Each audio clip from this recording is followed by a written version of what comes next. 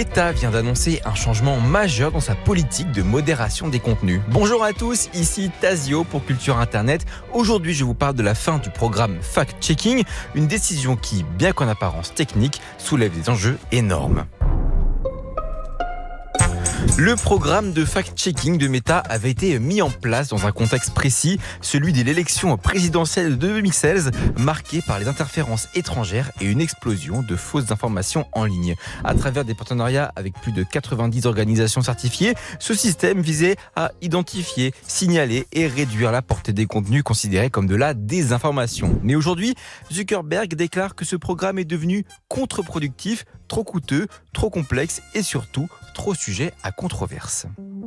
Le PDG de Meta affirme donc vouloir revenir à des principes fondamentaux, simplifier les règles, réduire les erreurs et défendre la liberté d'expression. Selon lui, les fact-checkers ont parfois biaisé la perception publique en raison de leur politisation supposée. Ce discours, qui vise à séduire une certaine frange de l'opinion publique, masque pourtant une autre réalité, celle d'un alignement stratégique avec les priorités politiques de l'administration Trump et des conservateurs.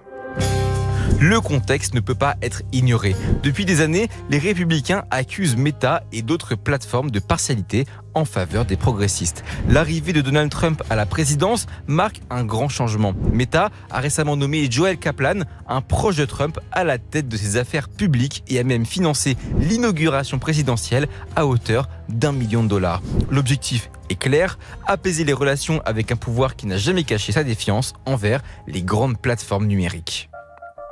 Ce revirement s'inscrit dans une stratégie politique plus large où Zuckerberg cherche à repositionner Meta comme un acteur neutre, voire favorable à une certaine vision de la liberté d'expression. Mais cette neutralité proclamée, elle est difficile à défendre quand elle s'accompagne de décisions aussi polarisantes. Par exemple, le déménagement des équipes confiance et sécurité de Californie vers le Texas, un État profondément conservateur, illustre un choix qui va bien au-delà du simple pragmatisme économique. Avec la fin du fact-checking, Meta s'éloigne de son rôle d'arbitre pour laisser les utilisateurs réguler eux-mêmes les informations via des notes communautaires. Sur le papier, cela ressemble à une démocratisation du contrôle des contenus. En pratique, cela pose des questions majeures sur la fiabilité et l'objectivité d'un tel système. Twitter, qui utilise déjà ce modèle, a montré les limites d'un dispositif où les groupes les plus organisés et militants peuvent orienter les discours en ligne. La décision de Meta de réduire la modération et de restaurer la visibilité des contenus politiques n'est pas sans risque. En Europe, où les régulations sur les discours haineux et la désinformation sont particulièrement strictes, ce revirement pourrait susciter de nouvelles sanctions ou restrictions. Zuckerberg a déjà critiqué l'Union européenne pour ses lois qu'il juge institutionnalisant la censure. Ce bras de fer illustre la tension entre les ambitions globales des géants de la tech et les régulations locales. Aux États-Unis, cette décision reflète aussi une stratégie opportuniste. En se rapprochant de l'administration Trump, Meta espère apaiser les critiques républicaines tout en bénéficiant d'un environnement plus favorable à ses intérêts. Mais ce choix il soulève une question essentielle. À quel point une plateforme peut-elle s'aligner sur des priorités politiques sans compromettre sa mission initiale de connecteur social ? La fin du fact-checking n'est pas qu'une question de coût ou de complexité. C'est un choix idéologique qui reflète un basculement dans les priorités des géants de la tech.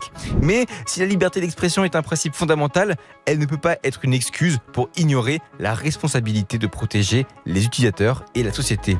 Le basculement de toutes les grandes plateformes vers le Trumpisme et sa définition étrange de liberté d'expression est profondément inquiétant. Ce que nous voyons aujourd'hui est peut-être le prélude à une ère encore plus chaotique et conflictuelle sur nos réseaux.